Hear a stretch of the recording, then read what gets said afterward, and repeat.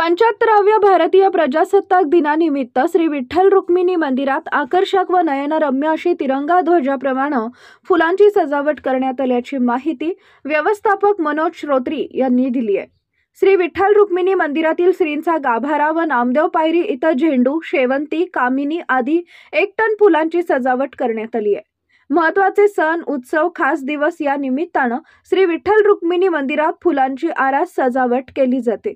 सदरची सजावट पुणे येथील मोर्या ग्रुपचे सचिन चव्हाण यांनी सेवाभावी तत्वावर मोफत करून दिली असून यासाठी शिंदे ब्रदर्स यांच्याकडील 15 कारागिरांनी परिश्रम घेतले। प्रजासत्ताक दिनाचे औचित्य साधून केलेली ही विद्युत रोषणाई व फुलांची सजावटीने भाविक दर्शन रांगेत अधिक गर्दी करत आहेत। पुंडलिक वरदे हरी विठ्ठल या जयघोषानंतर भारत माता की जय अशा घोषणा दर्शन रांगेत सुरू आहेत।